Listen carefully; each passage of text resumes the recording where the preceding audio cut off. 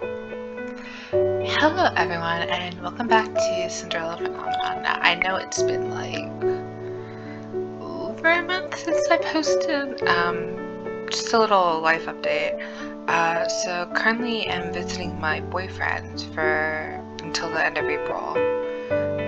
So it's a little harder for me to find time to record just because I feel awkward recording in front of people. Usually I have some free time during the day, but like even then, there's just been so much going on. Um, anyway, I hope you're all well, and yeah, let's get back into it.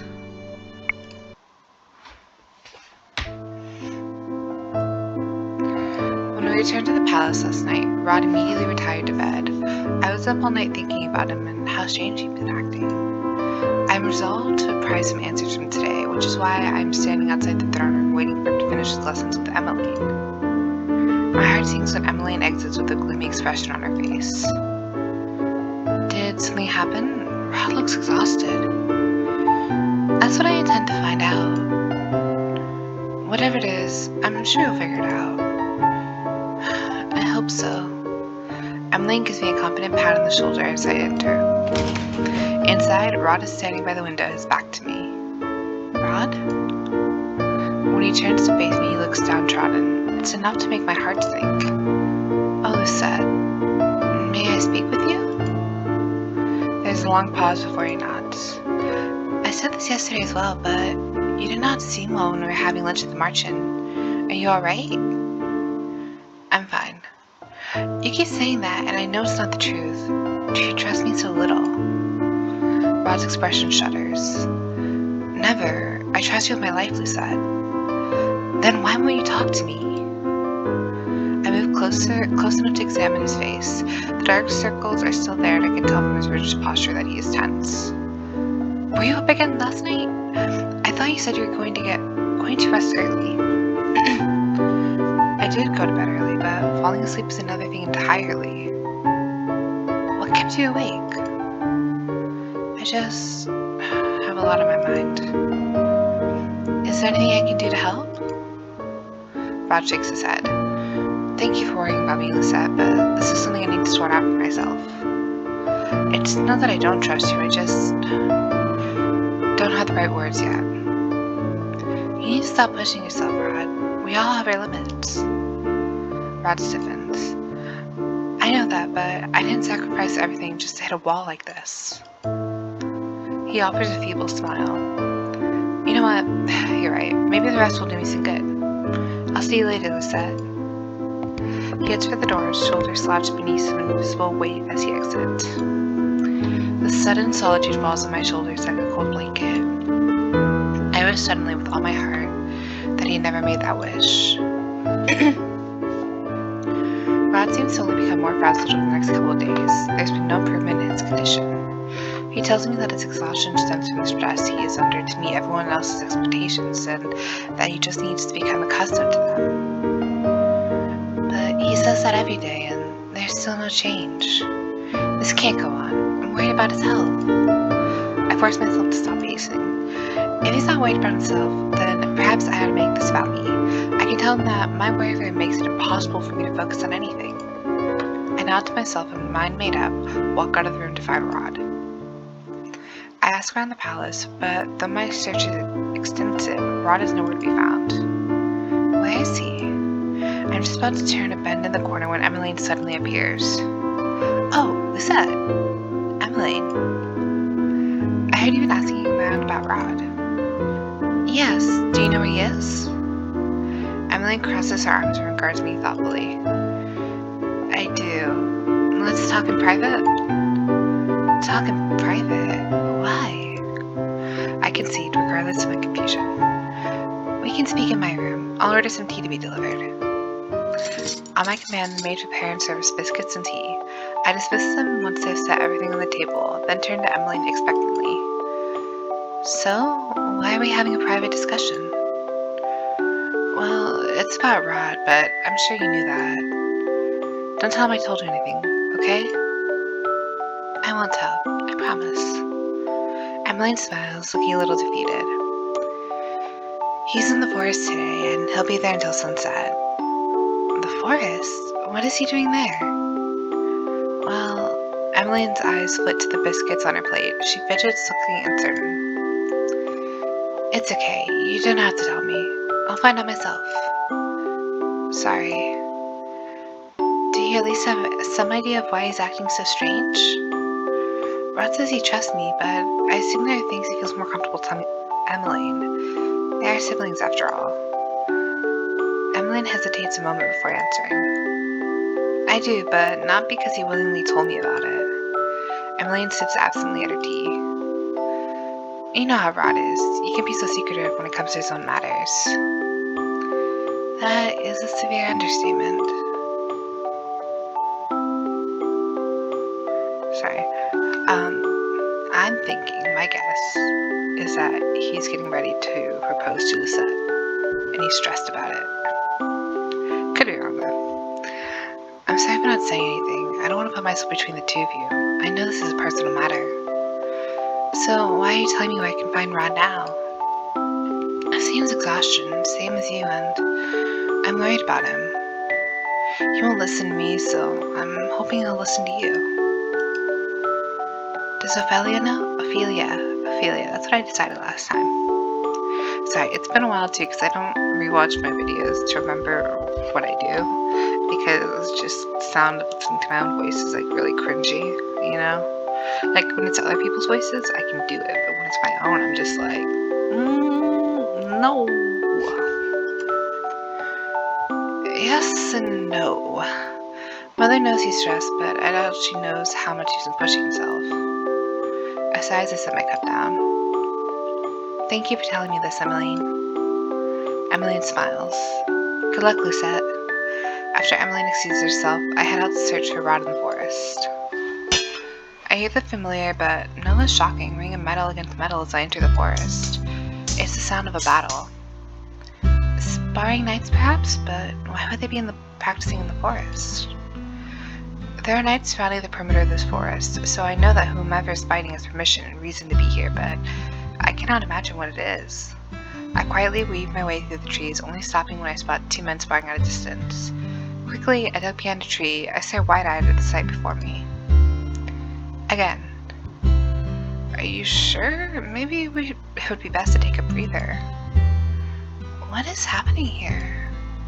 Rod has told me before that his swordmanship is terrible, so I'm perplexed to see him standing before Garland with a sword, sweat dampening his forehead.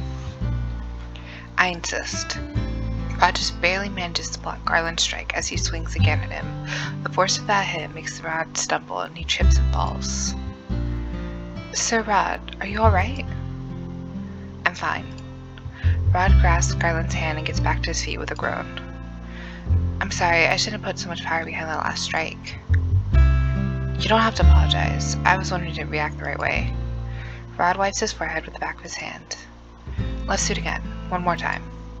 Despite his clear exhaustion, Rod's eyes are filled with determination. These look like lessons, but why didn't he not tell me about them?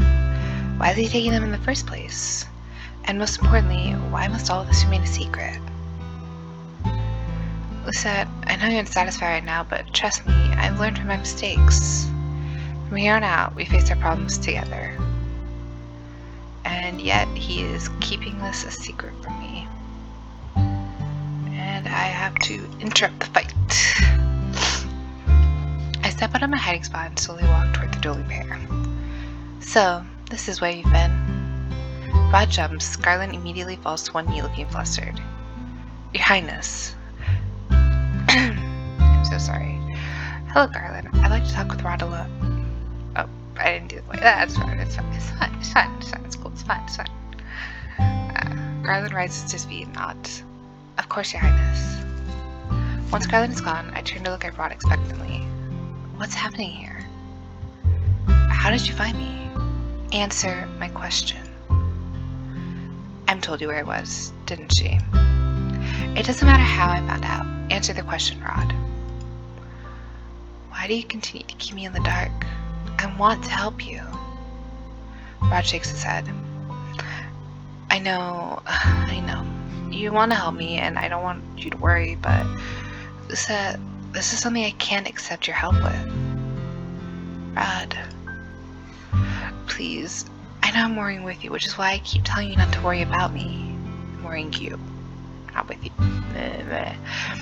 I'm not keeping secrets that will hurt you, I promise. In the long run, this will be better for the both of us.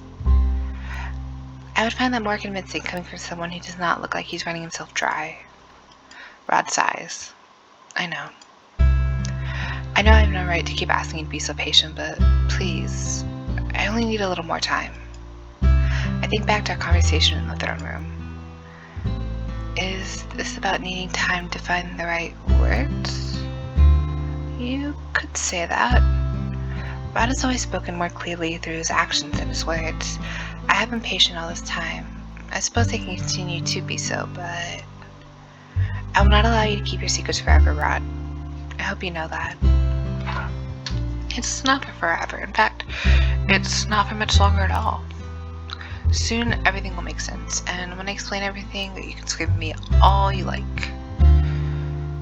Fine, I'll see you later then. I lean on the energy to muster a weak smile before turning and heading back to the palace. I haven't spoken to Rod since yesterday. We met briefly for breakfast, but he left soon after, saying he had to catch up on some important reading. I cannot help but be disheartened. Ever since our courtship was made public, Rod has been busier than before. Why is he overworking himself so suddenly? I chose to trust him, and yet I'm still anxious. Set, focus. Dolores' words jump me from my musings. Sorry. Today Dolores teaches me fire magic. I only learned how to use ice and electricity so far. I've only learned.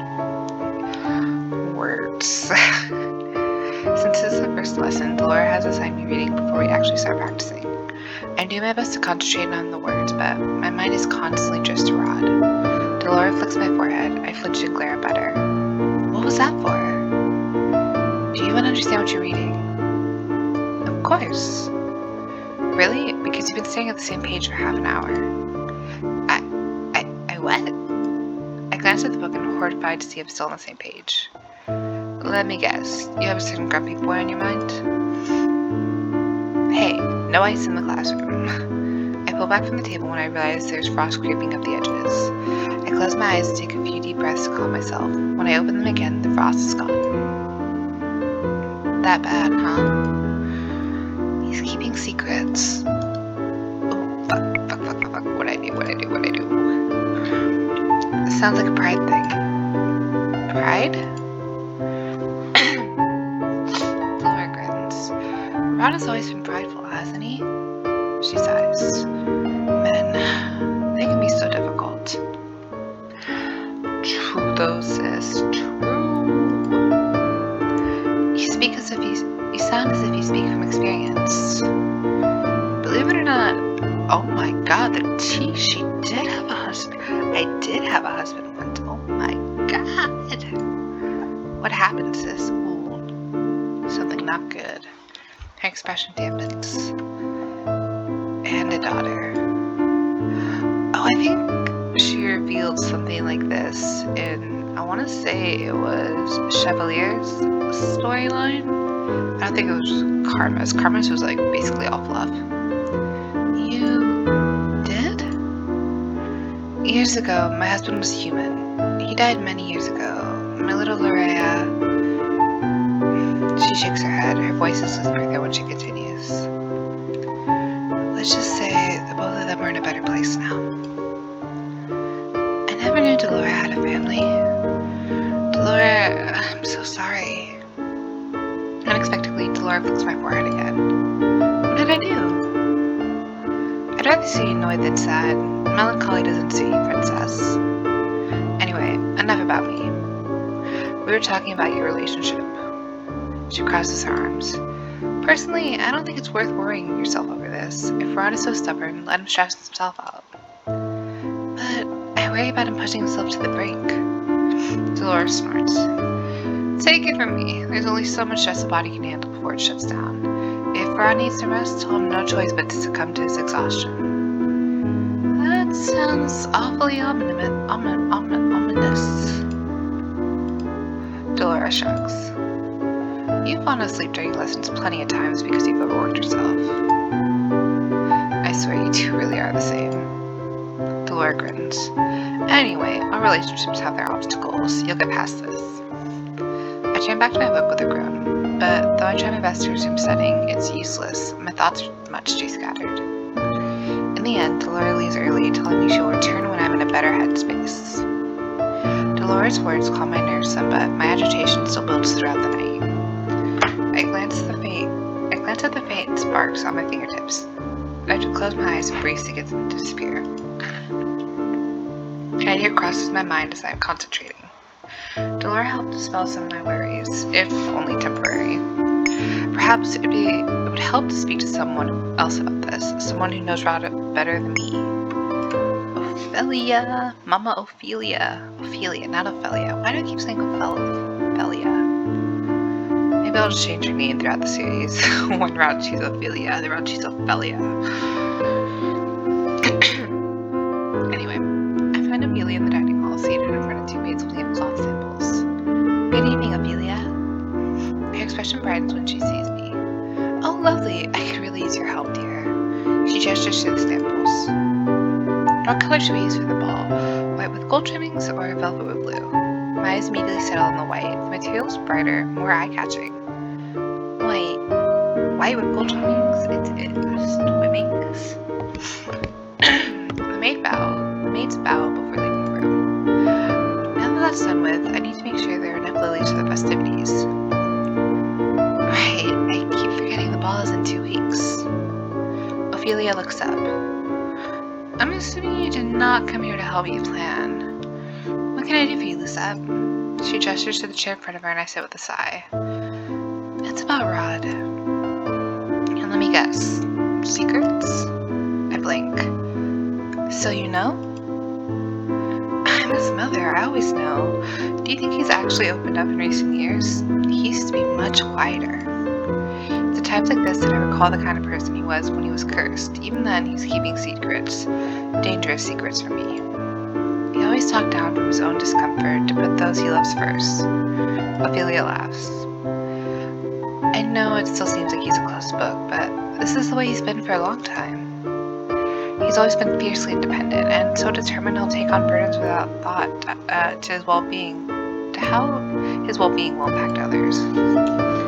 You often have to read in between the lines with him to figure out how he's feeling. Maybe I need more practice in reading him then, because right now I'm frustrated. I cannot get him to open up to me.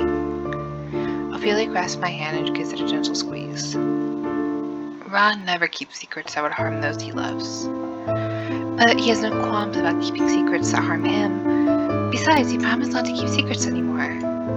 Ophelia shakes her head. Perhaps he thinks he's keeping his promise. Maybe he feels the secret is different from the rest. I understand your frustration, Lisa, but I believe if anyone can convince him to speak about things, it's you. I've tried multiple times. I think you underestimate yourself.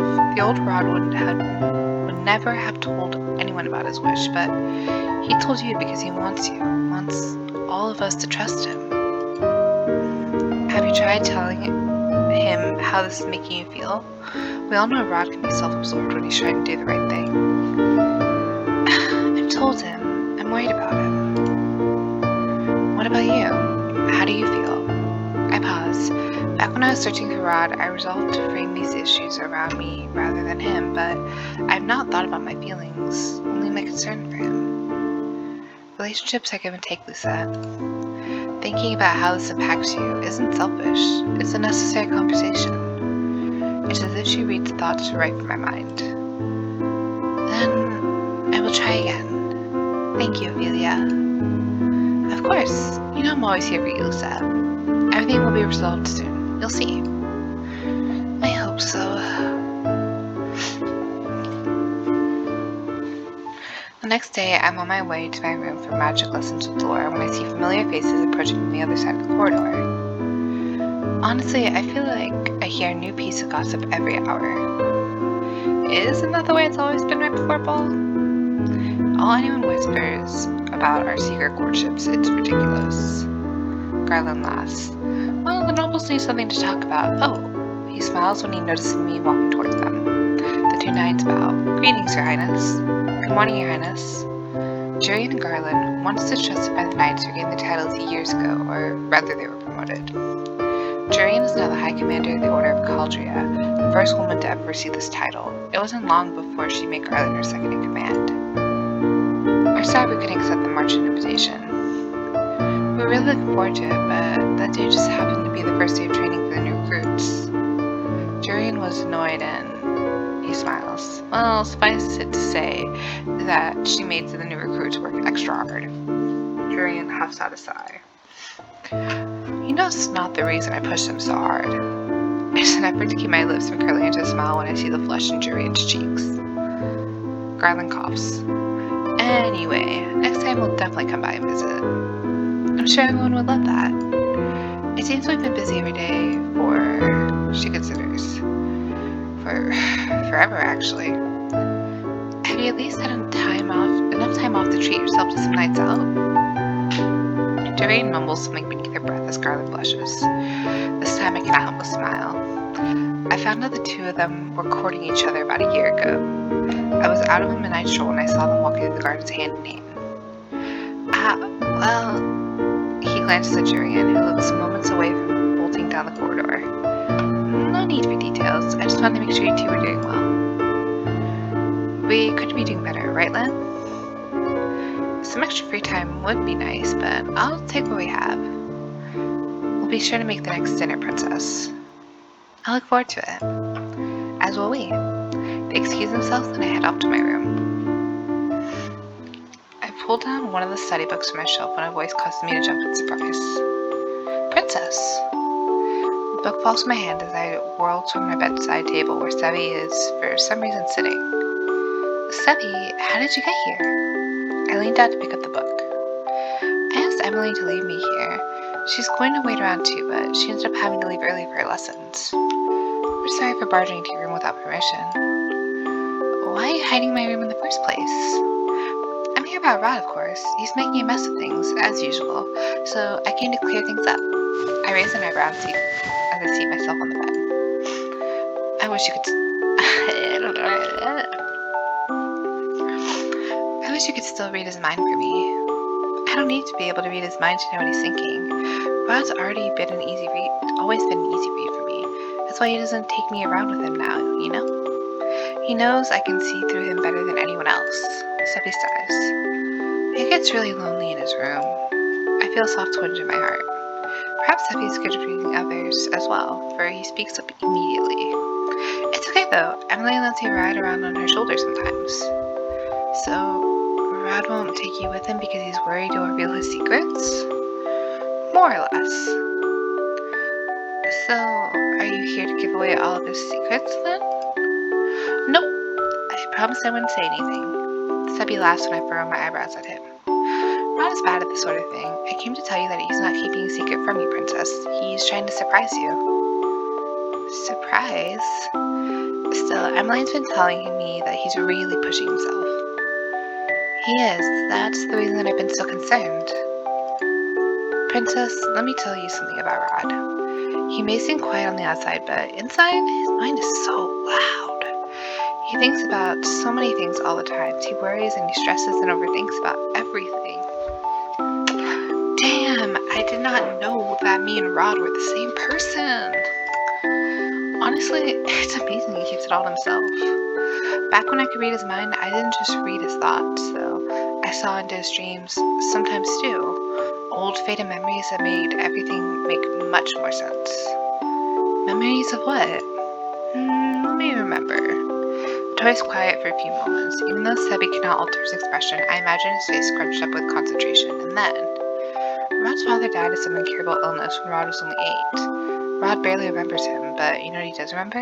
His father's final words. Take care of your mother and sister for me. He takes that promise seriously.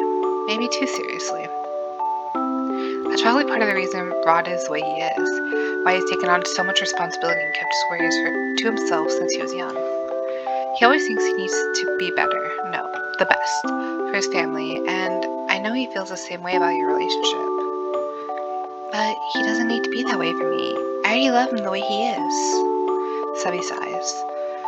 But Rod doesn't think that way. He holds himself up to higher expectations. He always has, and I think he always will. He wants to be the most mature, most responsible, most dependable person he can possibly be. That's why he works himself so hard. That's why he sacrifices so much. I would tell you more, but Rod will kill me if he finds out that I'm in your room. You've told me enough, Sebby. Glad to help, Princess. That guy still can't do anything without me. I laugh. He really is troublesome, isn't he? Agreed. Sebby sighs. Anyway, I should be getting back to Rod's room before he returns. Hopefully Emmeline will be back soon, too. Oh, that must be her. I head over the door. I expect to see Emily on the other side, and I'm surprised when I see Rod instead. Rod? Hello. Can we talk? I stepped to the side using my body to hide Sebby from view. Let's talk somewhere else. Rod raises an eyebrow. Wait, why not just your room? I like a change of scenery. I've been stuck in here studying potion books all day. Rod looks at me quizzically, then before I can stop him, he leans past my shoulder to peek inside. His eyes widen. Sebby? Oh, hi, Rod. Busted. Sebby was... There's only one reason he'd be here. I was just trying to fix your mistakes. Rod sighs deeply. I know. Rod grabs my hand and pulls me away from the door. Let's go. Wait, where are we? I'd rather talk to you without a certain noisy plush in the picture. Rod leads me to the throne room, which is empty at this time of day. He closes the door behind him and then turns to me with a sigh. So, how much did Sebby tell you? Enough, I think. Lisa, I'm sorry. Before I can react, Rod wraps his arms around me from behind. He's so cute. I'm shocked when he rests his chin on my shoulder, shocked and then relieved. It's so nice to feel his touch again. I've missed it so much. I missed you, Rod. I missed you too. I shiver Rod's warm breath against my ear. I spoke to the king today. With father? Yes. I asked him for advice. How appropriate that I went to Ophelia with the same request today. To my mother? Oh, okay. The game froze. I was like, fuck! What did she say? That I need to be clearer about my feelings. The king said something similar. He told me I should be more honest, that there was no point in secrecy if it led to mistrust. I've been so accustomed to keeping secrets for so long that I think I've forgotten how to tell the truth right away. Secrets are comfortable. Keeping a secret makes me feel safe. There are less expectations, less disappointments. We keep things from people. All I want is to make you proud of me. Everything I've done to make your life better, to make our life better. But these things I'm keeping from you, I promise I've never kept them from you because I don't trust you. I just don't want you to worry about me. That's impossible, Rod. I'm realizing that now. The way I've been acting is selfish. The king made me see that. I step out of Rod's embrace so I can cup his cheek. I'm not selfish so much as selfless, I think. All you ever think about is how to make things easier for me. You ought to think about taking care of yourself, too. You've told me countless times I don't need to prove myself to be worthy of you, but you're not proud of yourself. All this time it was so simple. I kept telling Rod he was good enough, but that means nothing if Rod does not believe in himself. Rod looks at me surprised. Then he smiles, a sad smile. You're right. But it's not just about that. I've always wanted to be the best I could be for you because you're you. He gestures at me.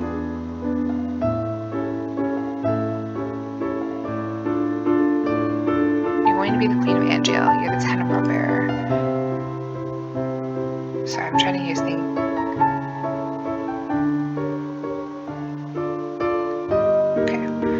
So hard to be where you are, and it's only fair I match your efforts.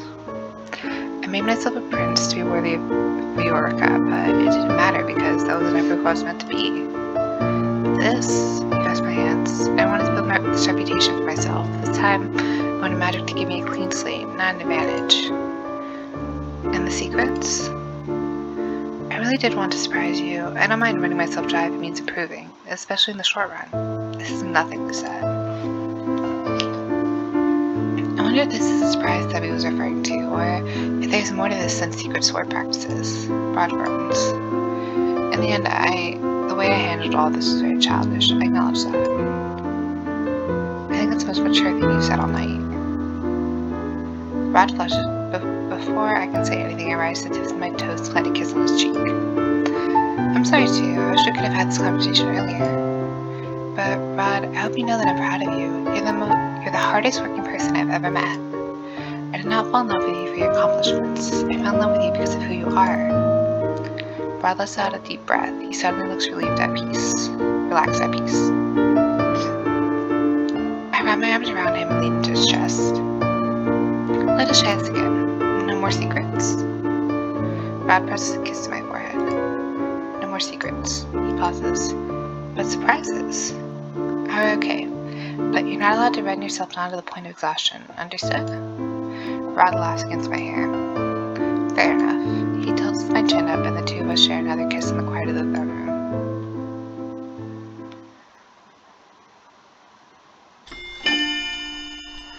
Okay, so that is the end of chapter 4. I will see you all again in the next one. When that will be, I don't know, hopefully another one before the end of this month. Might happen, might not. But I do know that I will be recording more when I get back home. Like, recording with speaking.